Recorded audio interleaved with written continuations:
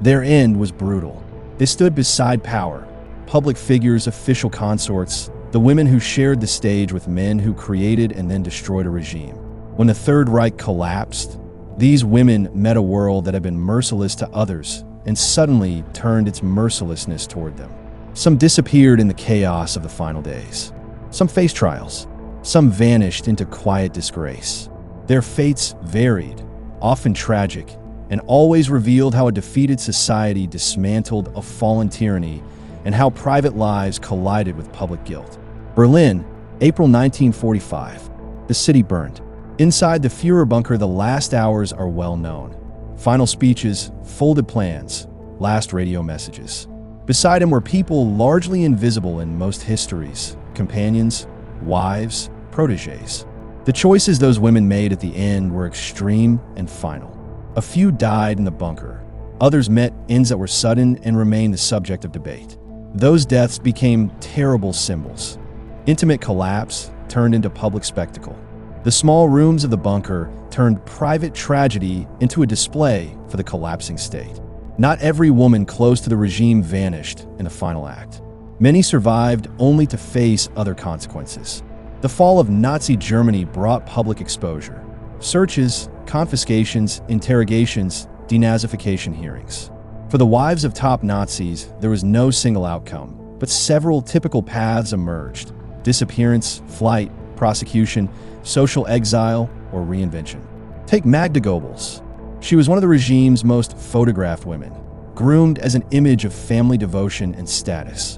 In 1945, she carried out acts in the final hours that shocked observers and have remained deeply controversial.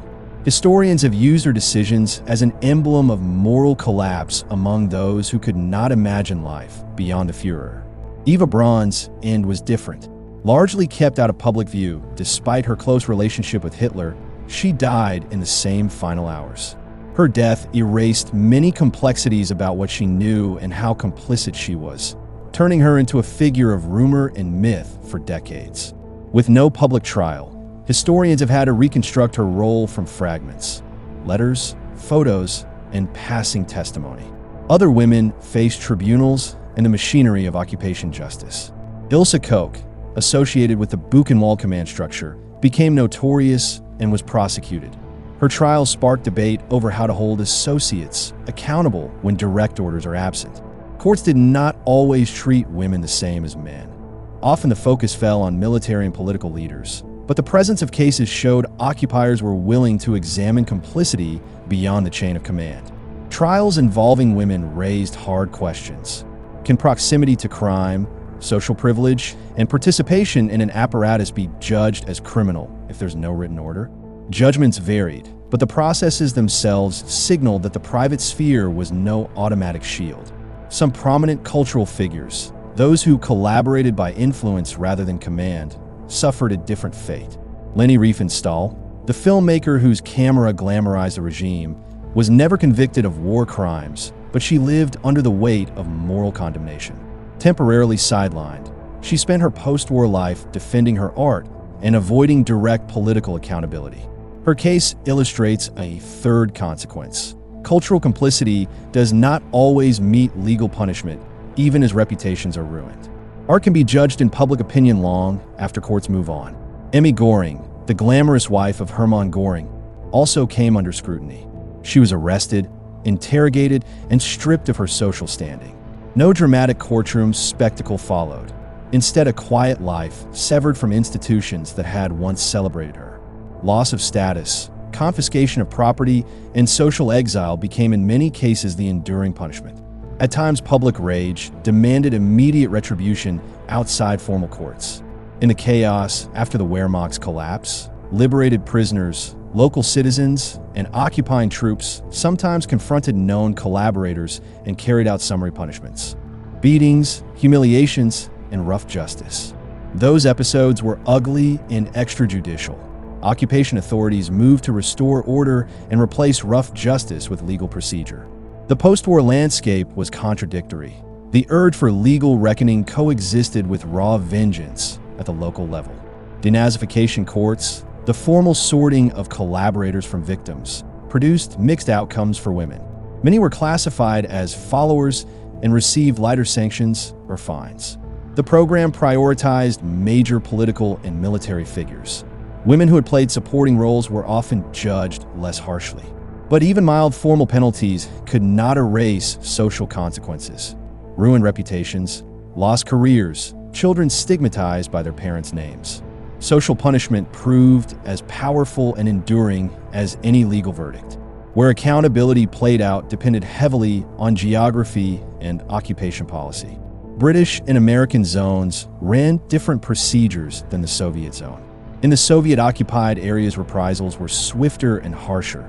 Vengeance fused with policy owing to the scale of German crimes on Soviet soil.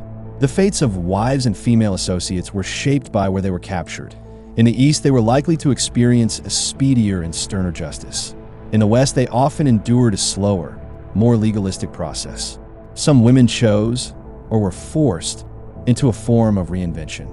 Leni Riefenstahl defended her work for decades and turned to photography and travel. Others, less famous, quietly returned to ordinary lives. They worked, raised families, and lived with a stigma that never fully lifted. The long shadow of association shut doors. For many, public life was gone, private life narrowed. The moral complexity of judging these women produced long debates. Were they criminals, accomplices, victims, or something mixed? Often the truth was mixed. Enjoying privileges provided by a murderous regime could coexist with ignorance about specific crimes. But ignorance carries less plausibility when someone occupies the inner circles of power, appears in propaganda, or benefits openly from policies that dispossessed others. Historians argue that moral responsibility cannot be reduced to whether one signed an order. Public endorsement, active participation in propaganda, and the comfortable acceptance of power all bear ethical weight.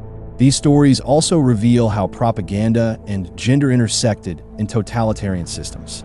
The Nazi state used the image of women as mothers and moral guardians while simultaneously elevating some to visible roles: cultural figures, official spouses, and community organizers. When the regime fell, the same images that propaganda had crafted became the shards with which the public judged them. A smile in a parade, a speech on the radio, evidence of loyalty rather than merely private life. Legal and social consequences raised broader questions about justice and reconciliation. Allied tribunals focused on legal responsibility for architects of terror. But how far should justice reach into the private sphere? Where is the line between political command and household complicity? These debates shaped policy. Tribunals concentrated on criminal acts and chain-of-command responsibility. Where law could not reach, denazification and public shaming attempted moral accounting. The results for many of these women were tangled. Private tragedies that mirrored public crimes. Legal procedures seeking to fit a huge political crime into actionable charges. Social penalties filling legal gaps. Some died at the regime's end. Some stood in courtrooms. Some faded into obscurity.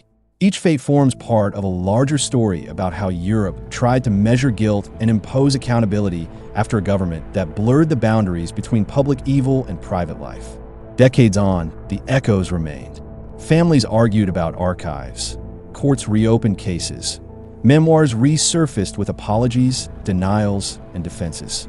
Memory remained a contested field for survivors and victims. For historians, these lives are a reminder. Political choices reshape intimate futures, and the collapse of violent systems does not erase the social webs they created. This account does not aim to revel in retribution or to inflate post-war punishments. It aims to confront history honestly. It shows how power invades private lives, how ideology becomes fact in the home, and how justice, messy, partial, and necessary, struggles to reckon with collective wrongdoing. The stories of these women are neither simple nor wholly condemning by default. They're complicated human records of a society unraveling, of how ordinary and elite lives were implicated, and of the long, painful process of answering what had been done. When you look back at a ruined city, at a courtroom transcript, at a faded photograph of a woman who once smiled beside a dictator, you see more than scandal.